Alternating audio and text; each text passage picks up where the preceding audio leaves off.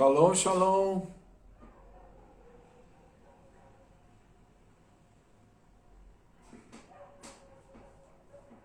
Shalom.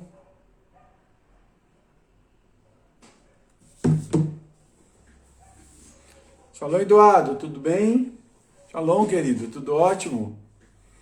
Tudo bem com você? Foi o primeiro, hein?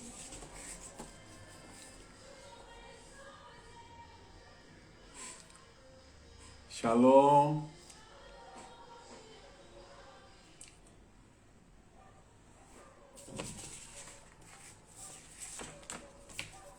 Graças a Deus. Que bom, fico feliz saber que tá tudo bem. Meio atrasadinho hoje, mas tudo na graça. Segunda-feira é dia meio corrido, né? Shalom, filha, tudo bem? Carlos, tudo bem? Esperando só dar mais um minutinho.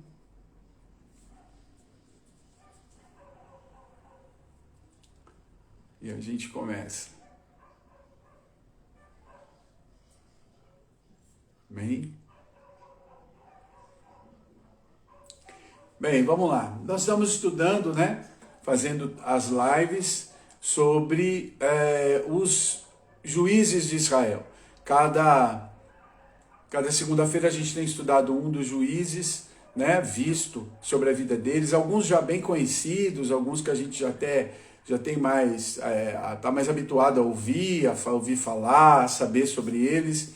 E outros um pouco mais, né? Há umas diferenças, né? Alguns historiadores, usam, né? Alguns professores usam chamar os juízes maiores, que são aqueles mais conhecidos, que tiveram uma influência, né? Com mais ênfase escrito na palavra de Deus, e aqueles que são chamados de juízes menores, que aparecem só assim 1 ou 2 versículos, tal. A gente está meio que andando agora um pouco nesses juízes menores, né? E hoje a gente vai falar de um deles, né? Não que eles sejam menos nos seus efeitos, naquilo que ele fez, mas é que a Bíblia não relata. A Bíblia só diz o nome, alguma coisa assim, mas não tem nenhuma relevância dizendo sobre inimigos que eles lutaram, sobre feitos que aconteceram, né? Não, a Bíblia não trata assim. A Bíblia vem e fala só deles, que eles existiram, que eles governaram, que eles tiveram alguns anos,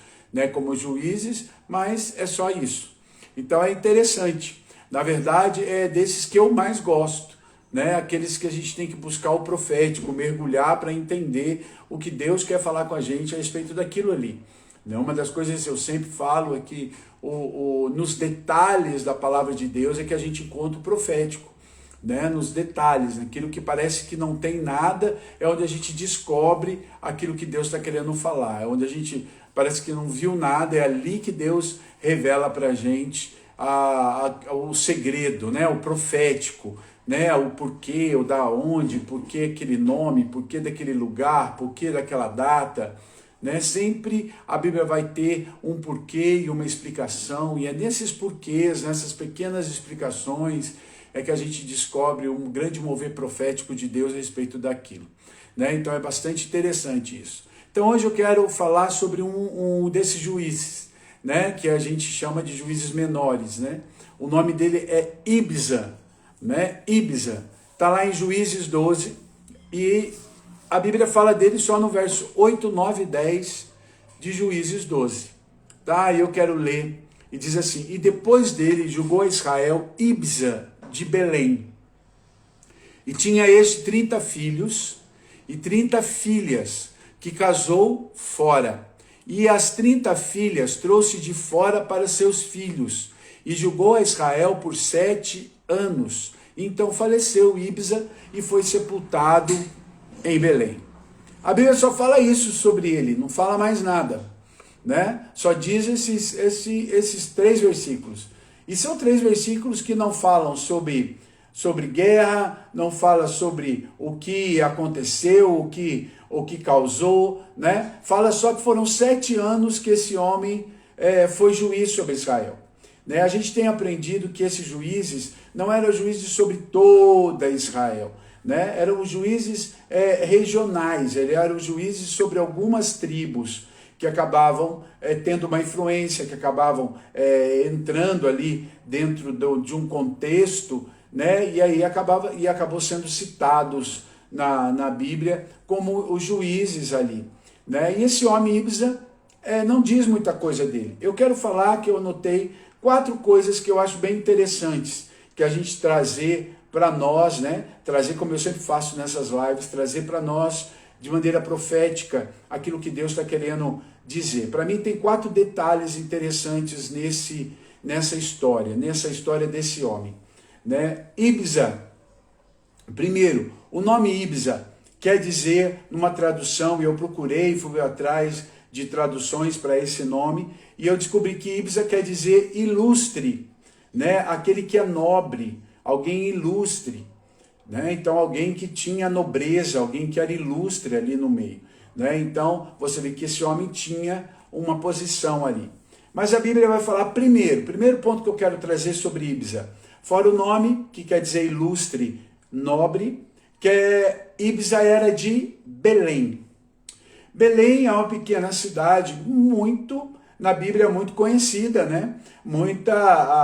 Várias coisas aconteceram em Belém. Lógico, Jesus, né, nosso Salvador, nasceu em Belém, foi a cidade que foi escolhida para ele nascer, né? Claro, por causa de Belém também, a Bíblia fala de Davi, né? Jessé, né, fala sobre Davi, então Davi era de Belém, e Jesus vem ser de Belém. Ibza, que a gente vai estudar hoje, também é de Belém. Então Belém quer dizer casa do pão. Casa do pão, quer dizer o nome Belém. E eu acho interessante esse nome, né? Principalmente quando a gente vai para Jesus, né, que é o maná, o pão que desceu do céu, nascer na cidade, que quer dizer casa do pão. Isso é profético, é poderoso, né? Ibza também era um homem que a Bíblia começa dizendo, Ibza era de Belém. Então se traz esse detalhe, é um detalhe para a gente trazer para entender, né? Aquele que traz o pão, aquele que tem o pão. Pão, na palavra de Deus, fala sobre a palavra, mas fala principalmente sobre uma provisão. Amém? Provisão. Né? Então isso é muito interessante, é muito legal você ver isso sobre provisão. Então Ibza, como juiz, ele entra ali trazendo uma provisão. Você não vai ver esse juiz brigando, você não vê ele lutando com ninguém, não há nenhum momento ali falando de uma prova, de uma guerra, de uma luta, de um inimigo que se levanta, mas ele é alguém que o Senhor levanta, sendo ilustre, diz o nome dele, mas sendo alguém que vem da casa do pão. Então Deus está dizendo que é alguém que Deus levantou para trazer sustento, alguém que Deus levantou para trazer provisão. E sabe, Deus ele está movendo nesses dias homens e mulheres para trazer provisão. E eu não quero dizer aqui sobre apenas dinheiro. Deus está procurando homens e mulheres que sejam nobres e que tragam uma provisão. Provisão aqui, meu querido, não é, como eu disse, dinheiro, mas uma provisão é uma palavra de Deus. Provisão é uma direção de Deus. Hoje nós vivemos dias em que o mundo está carente de uma provisão, carente de uma resposta de Deus, carente de algo que o Senhor está trazendo, movendo, às vezes uma palavra, às vezes um abraço, às vezes um dizer teu, faz toda uma influência na vida de uma pessoa, traz todo um mover sobre a vida de uma pessoa. Interessante que esses dias, eu falando sobre provisão, né? Eu tenho o hábito de andar, quando eu estou com o carro, eu ouço, né, louvor, e eu gosto de ouvir o louvor bem alto, né? E eu ouvindo louvor alto no carro e tal, né, estava sozinho, aí parei no posto para pôr combustível. E quando o rapaz estava vindo para me atender, eu abaixei o som, né, para poder falar com ele, para dizer quanto que eu queria de combustível e tal. E ele chegou perto e eu fui abaixar o som, e eu abaixei rapidinho assim, mas ele ouviu a música. Aí ele pegou e falou para mim assim, nossa, essa música é uma música evangélica, não é? Eu falei, é uma música evangélica. Ele falou assim, aí ele foi, colocou o combustível, aí ele veio para eu pagar, e E ele pegou e falou para mim assim, o senhor não aumenta um pouquinho a música? Enquanto eu estava pegando o cartão, fazendo isso, eu peguei e falei, tá bom, aumentei a música. Aí era uma música, não me recordo qual música era um louvor. E ele ficou lá assim, parado, eu dei o cartão, ele foi, eu vi que ele digitou bem devagarzinho, ele ficou ouvindo a música, eu falei assim, você gostou da música? Ele falou, eu estava precisando muito ouvir algo de Deus hoje. Aí eu peguei e falei para ele, eu falei, olha, ele falou uma coisa para você, Deus te ama, Deus te ama, e o que Deus tem para você é muito maior do que o que você tem vivido. Falei, olha, meu querido, procura uma igreja, vá num lugar que você vai ouvir de Deus, mas mais do que uma igreja, procure Deus. Se você entrar no seu quarto e falar com Deus, falar o nome dele, chamar Jesus, ele vai estar lá e ele vai falar com você. Rapaz, eu vi o olho daquele rapaz encher de água e ele falou, muito obrigado, viu? Eu falei, olha, que Deus te abençoe, já tinha carro atrás do meu, tal, não dava para falar muita coisa mais. Eu falei, olha, Deus te abençoe, né? Eu estou sempre passando por aqui e outra hora que eu passar a gente conversa melhor, tal, e saí.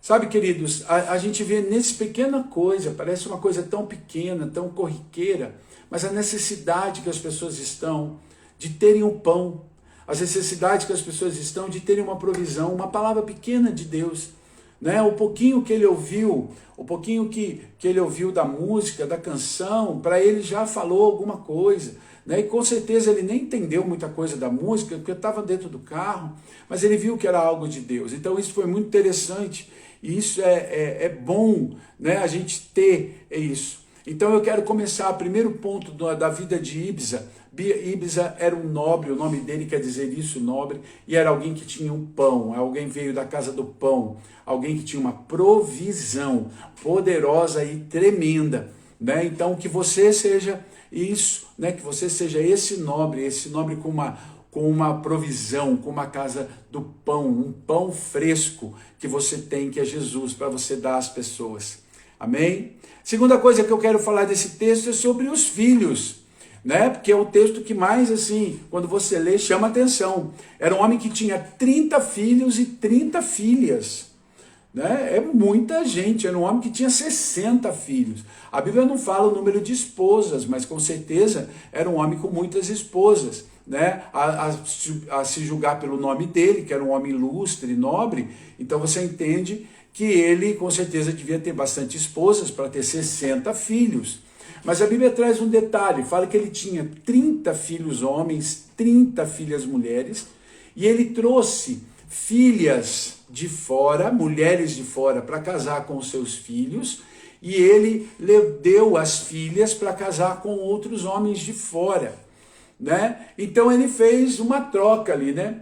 E aí quando você olha isso, a Bíblia traz esse destaque. Aí você fala assim, mas por que a Bíblia vai trazer esse destaque? Primeiro, né, a gente tem que entender sobre 30. E ali está dizendo 30, né? 30 filhos. Então está frisando o número 30. Número 30 na palavra de Deus fala sobre maturidade. 30 fala estar preparado para o ministério. 30 também fala estar pronto para o governo, né? Então você vai ver, olha, 30 anos Jesus começou o ministério. Então Jesus começou o ministério dele, não foi à toa com 30 anos. Não foi porque deu a louca, falou, eu vou começar com 30. Não, ele tinha um porquê, né? 30 era a idade da maturidade, 30 era a idade que o rapaz era considerado pronto para o casamento. 30 estava pronto para estar trabalhando, né, no ministério. 30 estava pronto para ser sacerdote. Então 30 fala sobre isso, né? Sobre esse ponto.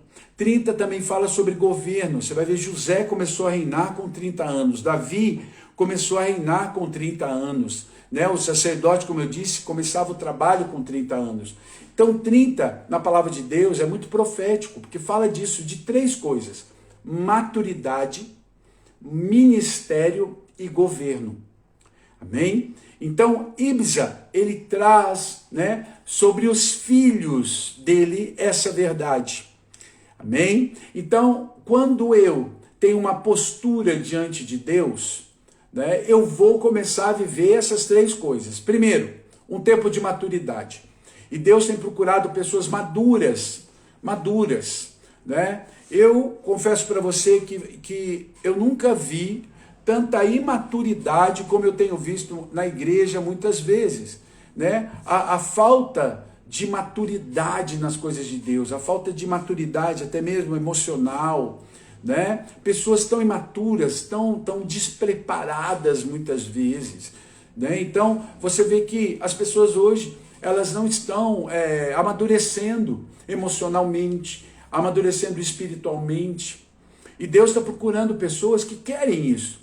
Claro que eu não estou dizendo aqui sobre idade, né? Idade cronológica, eu estou dizendo sobre corações que estão prontos para a maturidade, que buscam a maturidade, que buscam crescer, que buscam aprender. A Bíblia fala que o povo perece por falta de conhecimento, e a maturidade, ela vem através de duas coisas essenciais na vida de alguém que quer amadurecer. Primeiro, né, uma busca de intimidade. Quanto mais eu busco a minha intimidade com Deus, quanto mais eu vou buscando essa intimidade, quanto mais eu busco a Deus, né, na minha intimidade, mais eu vou amadurecendo, porque eu vou conhecendo a Deus. E o conhecer a Deus me amadurece. E outro ponto é conhecer a palavra de Deus. Quanto mais eu conheço a palavra de Deus, mais isso também me amadurece. Então, para eu ser alguém maduro, eu preciso ter em mim o desejo primeiro, uma intimidade com Deus, o conhecer a Deus, o buscar em conhecer. O Senhor fala, conheça e prossiga em conhecer, porque eu vou estar cada dia aprendendo com Deus. E a palavra é a mesma coisa. Então, primeiro ponto, maturidade. 30 também fala de ter a idade ideal para o ministério, maturidade para o ministério. Sabe, nós precisamos buscar isso em Deus, buscar essa maturidade para o ministério. Hoje eu vejo pessoas despreparadas assumindo posições. Não tem coisa pior que pode acontecer com uma pessoa e com a igreja, é uma pessoa despreparada com o microfone na mão. É uma pessoa despreparada cuidando de outras pessoas. Sabe, isso machuca, isso traz problemas, isso traz, porque não está pronto. Não está na idade ideal e acaba machucando, ferindo, acaba se ferindo e ferindo outros, porque não está pronto para cuidar, né? Estar na frente de um ministério, estar trabalhando como sacerdote, e o sacerdote, ele só podia trabalhar com 30 anos, que era a idade de maturidade. Por quê? Porque sacerdote é aquele que vai cuidar das pessoas, né? O que é o sacerdote? De uma maneira bem simples para você entender. Sacerdote é o que ouve o povo e fala no céu, e ele ouve o céu e fala com o povo. Se você for uma maneira fácil de resumir o que é o sacerdote, é a pessoa que ouve o povo e fala no céu, e ele ouve o céu e fala com o povo. Sacerdote é o que faz essa intermediação. Então há pessoas hoje maturas que acham que ser sacerdote, ser líder, estar no ministério, é alguém que tem autoridade, tem poder e fala o que quer, age da maneira que quer, diz o que quer e todo mundo tem que aceitar, porque Deus falou, porque Deus revelou, porque eu senti, né? E não é assim. Né? Um homem maduro em Deus para cuidar de um ministério, ele precisa aprender a ouvir o céu. Né? Ele precisa primeiro aprender a ouvir o céu. O que o céu está dizendo, o que o céu está mostrando, o que o céu está agindo, para que ele possa falar com o povo. E ele também precisa aprender a ouvir o povo, a entender o que o povo ao que o povo quer, para poder falar no céu. É a atitude de Jesus. Jesus, quando ele veio, a atitude de Jesus na terra foi exatamente isso. Uma das coisas de Jesus nascer como homem foi aprender a viver como homem, a ouvir o homem, a entender aquilo que o homem está passando, a entender aquilo que o homem está vivendo, para poder levar isso para Deus. Então, e Jesus, ele é aquele que ouve o céu porque ele é Deus e traz para o homem. E ele também ouve o homem porque ele é homem e leva isso para Deus. Então ele é o grande exemplo de sacerdote. Né? Ele é o sumo sacerdote das nossas vidas. Mas nós também temos que desejar ser sacerdotes e maduros. Então, 30 fala sobre isso, sobre ser alguém que trabalha no ministério de maneira madura, de uma maneira sábia para lidar com isso. Amém? E a terceira coisa fala sobre governo. governar com 30 anos. A gente vê Davi começar o reinado dele com 30, José começar o reinado dele com 30, né? O governo dele como segundo dentro do Egito. Então você olha para essa posição de governo. Governo aqui está falando sobre aquele que toma a rédea da sua própria vida. Aquele que toma a rédea sobre situações. Sabe? Aquele que se posiciona para resolver, para governar situações. Né? Claro, nós não vamos ser reis, né, de maneira aqui na terra. Né? A gente vai ser reis e sacerdotes no céu. Mas o que o Senhor está falando sobre governar, né? A maturidade para governar. Eu e você precisamos aprender a tomar as rédeas de situações. Aprender a tomar as situações e resolver. Hoje é muito fácil as pessoas procrastinarem. Procrastinar é empurrar para depois. Empurrar as coisas para depois. Empurrar os problemas para depois. Empurrar as lutas para depois. Depois eu resolvo, depois eu vejo, depois eu faço, amanhã eu faço. Sabe? Vai procrastinando. Como se as lutas, como se as situações fossem se resolver se você começar a empurrar e não assumir. Assumir o governo aqui é tomar a rédea disso, é fazer a situação, é ir atrás, é tomar posicionamento. Hoje o que Deus tem procurado são homens e mulheres que se posicionem, pessoas que estão prontas para se posicionar, prontas para viverem aquilo que Deus tem para elas, prontas para enxergar aquilo que o Senhor está fazendo e aquilo que o Senhor quer fazer cada vez mais para abençoar a vida dessas pessoas. Sabe, então nós precisamos tomar as rédeas sobre isso, sobre as nossas vidas. Então o número 30 aqui está falando disso, maturidade, ministério e governo. E outra coisa, aqui ele está falando de filhos de Ibsa e filhas de Ibsa. Por que a Bíblia está falando filhos e filhas? Primeiro, quando a Bíblia fala de filhos, está falando de força de guerra. Você sabia? Quanto mais homens, né, a família tinha, mais ela era forte para uma guerra. Mais ela saía para a guerra. Aqui nós estamos falando de um tempo de tribos, tá? De tribos que existiam pelo conjunto de famílias. Então uma família como a família de Ibsa, que tinha 30 filhos e 30 genros, era uma família que quando aquele homem saía para a luta, só ele levava 60 soldados. Então filhos aqui está falando de força de guerra. Amém? Então, quando a Bíblia está chamando, está falando, olha, nós temos que nos fortalecer para a guerra. Nós temos que ter homens ao nosso lado, caminhar ao nosso lado, pessoas para a guerra. Deus está chamando eu e você para esse tempo de guerra. Né? Nós estamos vivendo um tempo de guerra. Não sei se você notou, mas há um tempo de guerra. Nós estamos vivendo um tempo de guerra.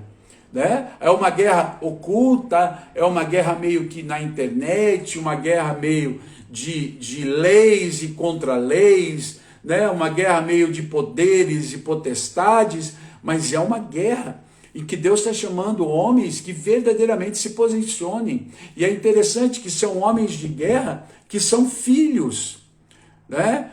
Deus está chamando os filhos para a guerra. Quanto maior o número de filhos, mais força para a guerra aquela família tinha. Amém? Então Deus está chamando guerra, esse tempo de guerra. Outra coisa sobre quando fala sobre filhas. Apóstolo, o que ele está falando sobre filhas? Olha que interessante. Filhas simboliza recurso financeiro. Sabe por quê? Por causa do dote que era pago. Amém? O dote que era pago. Então, quando um homem tinha muitas filhas, era um homem que tinha uma herança, ele ia deixar um legado, ele tinha dinheiro, porque para se casar naquele tempo se pagava dotes. Então, o dote era pago. Né? Então, todo mundo ia casar, se pagava. O casamento era um negócio. Né? Essa ilusão de casamento com amor, né, que vem, fulano amou ciclano e vai casar porque amava. Não, irmão, isso é coisa de novela da Record, né? Na Bíblia não é assim, o negócio era realmente na base de negócio, né? Então o pai chegava, negociava com o outro, falava, eu tenho uma filha, o outro tem um filho, nós vamos casar os dois, quanto você me dá de dote, eu te dou tanto, ele dá tanto, nós somos da mesma tribo, nós somos tal, então negociava e casava, né? Amor era uma coisa de luxo e acontecia raríssimas vezes, o amor entrava na jogada. Amém? Então às vezes você fala assim, nossa, mas Jacó amou Raquel. É um momento raríssimo que acontecia. E mesmo assim, o sogro Labão ainda passou a perna dele, ele teve que trabalhar 7 anos, daí casou com Lia, depois mais 7, por causa de Raquel. Então você vê que o negócio ali vinha na base disso. Então, quando se tinha filhas, era recurso financeiro. Então aqui quando a Bíblia está dizendo que esse homem tinha 30 filhas, está dizendo que ele era um homem de posses, um homem que tinha recurso financeiro, né? Então eu quero liberar para você essa palavra. Outra coisa interessante, ele fala que ele trouxe de fora filhas para abençoar, né? Para casar com os filhos, né? Aí você fala assim, como assim ele trouxe as mulheres de fora para casar com os seus filhos? Ele não mandou os filhos ir atrás das mulheres, ele trouxe as mulheres para dentro, entendeu? Tá entendendo? Ele não mandou os filhos ir buscar, ele trouxe as mulheres para dentro da tribo dele. Sabe o que isso fala? Sobre influenciar. E eu queria abrir um parênteses aí sobre isso, que eu acho muito interessante a gente falar sobre isso. Sobre a influência, né? Uma das coisas que eu cresci ouvindo da minha mãe sempre falava uma coisa assim pra gente, né? Pra mim e pros meus irmãos, né? Que as pessoas andem com vocês, mas que vocês não andem com as pessoas. Então ela dizia, na linguagem dela, mais simples, ela estava dizendo que vocês influenciem as pessoas, que vocês façam as pessoas andarem com vocês na sua maneira de pensar, na sua maneira de ver as coisas, e não você andar na maneira das pessoas. Hoje, o que a gente mais vê são as pessoas são influenciadas. E pior, irmãos, influenciadas por gente que não está nem aí com Deus, influenciada por assuntos, por coisas que não tem nada de base de Deus. Eu tenho falado esses dias, busque pessoas que tenham fontes de água viva. Jeremias, ele repreende o povo. Deus coloca uma palavra na boca de Jeremias, e Jeremias ele chega para o povo e fala assim, Deus tem 2 coisas contra vocês. Primeiro, vocês abandonaram a ele, a Deus, que é fonte de água viva. E a segunda coisa que Deus tem contra vocês, vocês trocaram Deus por fontes rasas. Daí ele fala, vocês trocaram por poças d'água. O termo mais no hebraico, a raiz, ele está dizendo isso. Vocês trocaram uma fonte de água viva por uma poça de água rasa. O que Deus está dizendo? Vocês estão se deixando levar por influências de gente rasa, de poça d'água rasa. Uma poça d'água rasa, né, é que tem lama, ela não tem água pura. Quando eu vejo esse Ibza, que ele fala, não, meus filhos não vão ser influenciados pelas mulheres lá de fora, mas eu vou trazer essas mulheres aqui para dentro, e é eles quem vão influenciá-las, eles é quem vão conduzir, né? Eu não vou perder meus filhos pelas influências lá de fora, mas meus filhos vão influenciar e transformar a vida da casa deles. Você está entendendo como isso é muito sério? Hoje o que a gente vive são pessoas sendo influenciadas, a gente vê pessoas influenciadas pela rede social, né? Qualquer coisa que fala, né? Influenciadas pela internet, influenciadas pelo Instagram, por causa da roupa, por causa do sapato, por causa disso, influenciadas muitas vezes pelas conversinhas de WhatsApp, porque fala e aí influencia, a pessoa também está, né? Influenciadas pela moda na televisão, influenciadas por programas de televisão, né? E são pessoas que às vezes estão dentro da casa de Deus, que acabam perdendo a fonte de água viva e começam a ser influenciadas pela poça d'água de lama. Quando eu vejo aqui Ibza, como esse homem teve discernimento, de falar, não, meus filhos, a minha casa não vai ser influenciada, mas eles vão influenciar. eles vão tocar. Então ele vai e ele traz de fora, para que não influencie, mas ele influencia a vida dessas pessoas, os filhos dele vão influenciar. E isso é poderoso, né? Que a gente fique esperto com isso, meus queridos, né? Que a gente aprenda, que a gente consiga ter e levar primeiro para nós, depois para a nossa casa e depois para os nossos ministérios. Quem tem influenciado as nossas vidas?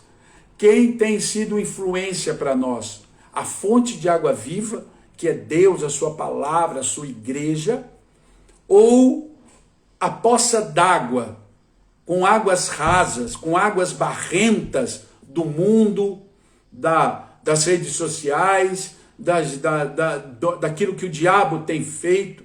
Aonde está a influência? Se você olhar para a sua vida e para a sua casa, o que tem influenciado você? O que tem direcionado a sua vida? A sua boca tem falado o quê? Porque a boca fala do que está cheio o coração. Então, o que tem influenciado você é o que tem produzido na tua boca alguma coisa. Terceiro ponto que eu quero falar desse homem, ele julgou Israel por 7 anos. Eu falei que 30 é o número que fala sobre maturidade. E 7 também fala, biblicamente, sobre 3 coisas importantes, né? Às vezes eu vejo pessoas falando, 7 é o número de Deus, 7 tal. É verdade, irmãos, mas eu queria trazer 3 coisas sobre o número 7. Né? Primeiro, 7 fala de inteireza.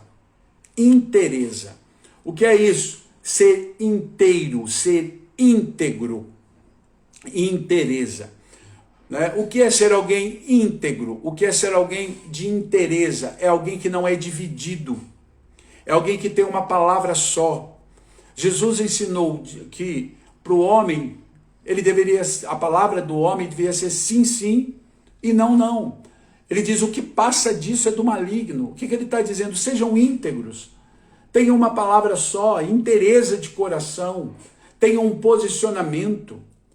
Sabe? Não seja aquele que fala uma coisa aqui, outra coisa lá, né? Diz uma coisa aqui, amanhã diz outra, fala uma coisa, depois diz, né? Daquilo que falou. Ser íntegro, ser 7, julgar com inteireza, é ter um posicionamento e ser um só. E isso é poderoso, e isso é tremendo. Bem? E é isso que tem que estar em nós, é isso que tem que gerar em nós. Isso tem que estar trazendo isso para a nossa vida. Segunda coisa que o número 7 fala é perfeição. Né? É claro que a Bíblia não busca em nós perfeição. Deus não vem procurar em nós perfeição. O que Deus busca em nós é santidade. Ele fala, sede santo, porque o Senhor vosso Deus é santo. Né? Ele não diz sede perfeito, porque o vosso Deus que está é perfeito. Não. Né? Ele está falando sobre santidade. O único momento que Jesus fala sobre perfeição é quando ele fala de oração. Quando ele fala de oração, ele fala que Deus procura isso. Né? Que Deus, ele olha a perfeição, ele vai falar de oração.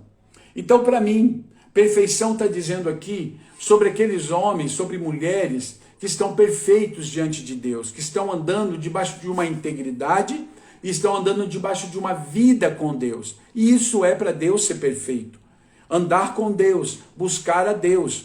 Isso não quer dizer que eu não possa falhar, isso não quer dizer que eu não possa dar meus vacilos e me arrepender, me confessar e mudar. Claro que sim, né? A vontade de Deus é que a gente não peque.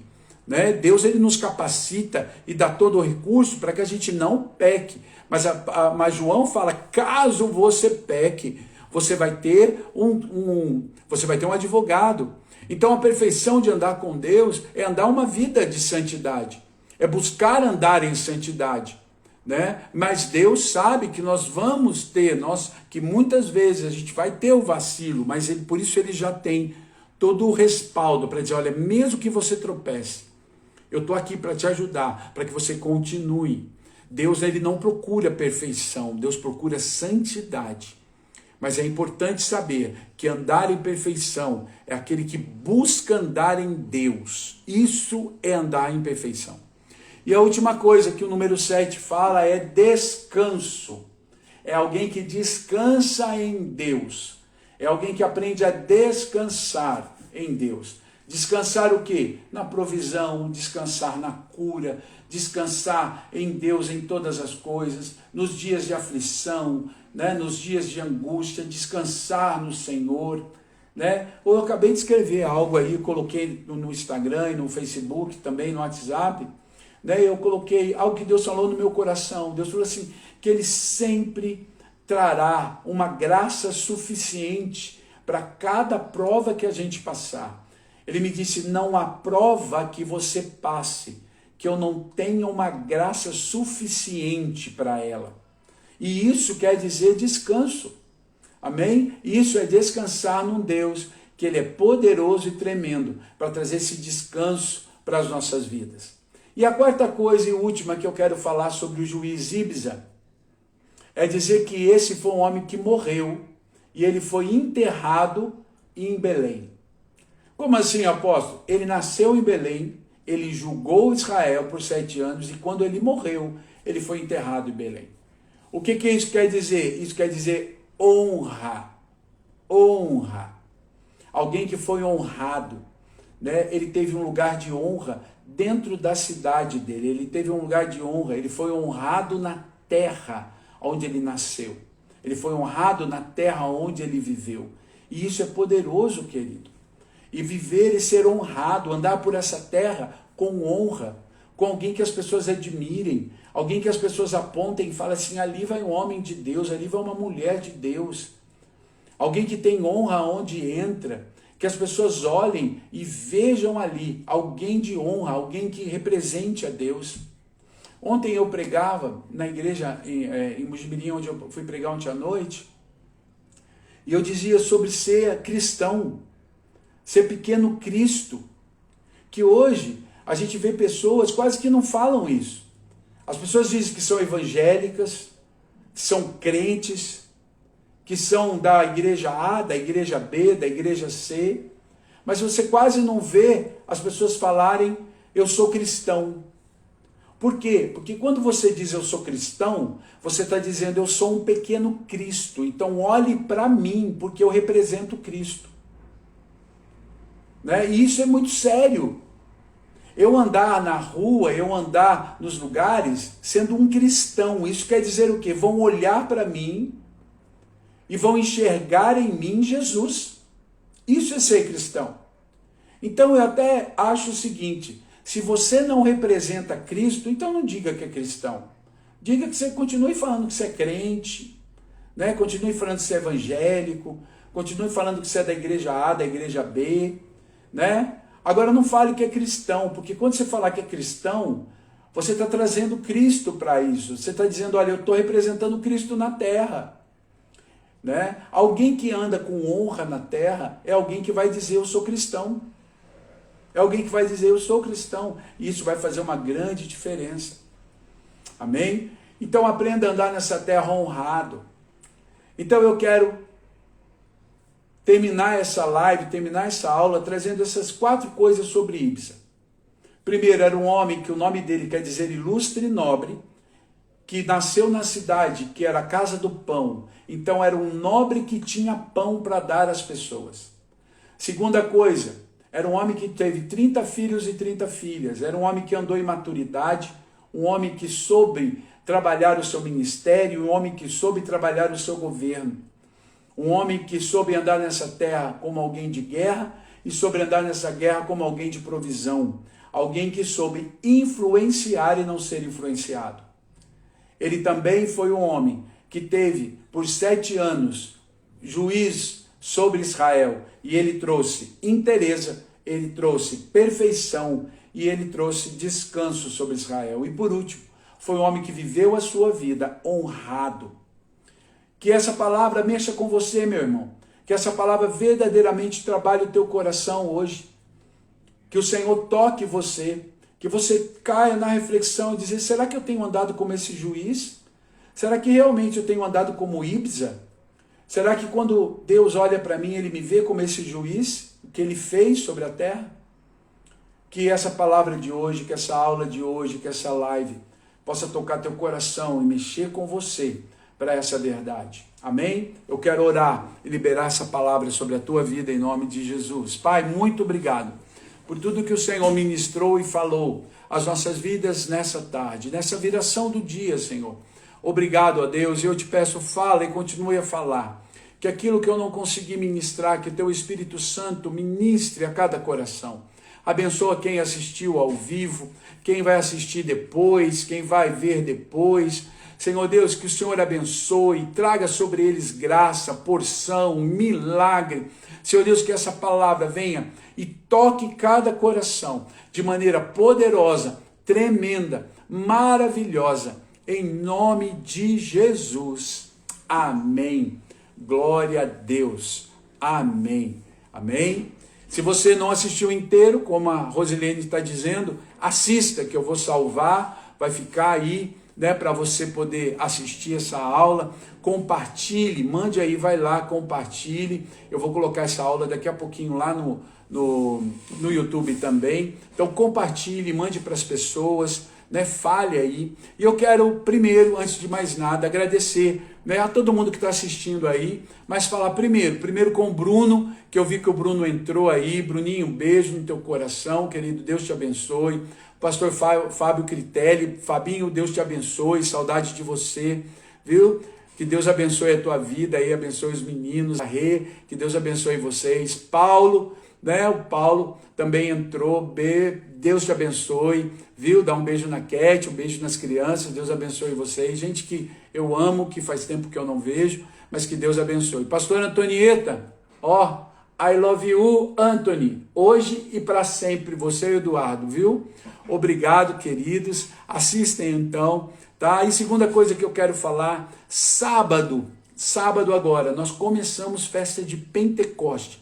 Você que gosta de entender sobre festas bíblicas, eu tenho lá no YouTube, lá no meu canal no YouTube, há lá aulas lá, né? Que no playlist está uma aula lá que eu tenho sobre as festas bíblicas. Né? Se você quer saber festa de Páscoa, Pessa, Shavuot, que é Pentecoste, Sucote, aprender sobre mais festas, então tá lá. Mas sábado agora nós começamos a festa de Pentecostes. Na verdade, Pentecostes é 2 dias, é sábado e domingo.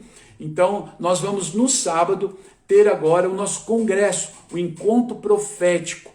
Nós vamos ter um encontro profético da rede Voar. Então nós vamos estar fazendo sobre a festa de Pentecostes. Esse ano Deus nos deu um tema chamado Transbordantes. Então vai ser lá em São Paulo, na Vila Carrão, na igreja Manancial da Promessa. Fica lá na Vila Carrão, pertinho do cemitério da Vila Formosa, pertinho ali do terminal, para você poder estar indo lá. Eu tenho colocado, se você procurar aí no Instagram, no WhatsApp, Facebook, tá todas as informações, os links para inscrição. E eu quero muito que você esteja lá. Pedro, te amo, Pedro. Você também mora aqui, ó, no meu coração, viu, Pedro? Então eu quero que vocês estejam lá com a gente. Vai começar às 9 horas da manhã e vamos ter ministrações o dia todo. Se você tem criança, pode ir, que durante as ministrações vai ter um ministério cuidando com crianças, alimentação, se você quiser comer lá também, pode comer, vai ter cantina, vai ter tal. Se você também quiser comer ali por perto também, é fácil acesso, tem Habib's, tem restaurantes ali perto, então dá para você ir. Então faça o esforço para estar lá nesse sábado, vai ser muito bom, eu quero muito te ver lá. Se você for, vai lá, me procura, vai lá dar um abraço, fala, olha, apóstolo, eu assisto a sua live e eu gosto muito de ouvir o senhor, então vim aqui dar um abraço. Então você vai estar vendo lá muita gente boa pregando, vai ter muita gente ministrando. Algumas pessoas estão perguntando, mas vai ser transmitido? Não, irmão, como é um congresso, a gente não vai transmitir, tá bem? A gente só transmite o último culto, né? Mas eu quero que você aproveite tudo, que você esteja em tudo lá, para você receber tudo que Deus tem para falar com o teu coração, amém? Então, agora, dia 27, esteja com a gente no encontro profético Transbordantes. Se você quer saber mais detalhes, procure aí no meu Instagram, tem lá, tem todas as informações para você estar com a gente, tá bom? Segunda-feira que vem, nós estamos de volta com mais um juiz sobre Israel, recebendo profeticamente aquilo que Deus tem para nós. Fique na paz do Senhor, que Deus te abençoe e compartilhe essa palavra. Mande para muitas pessoas, para que elas sejam tocadas, sejam ativadas e abençoadas, em nome de Jesus. Fique na paz do Senhor. Shalom, shalom.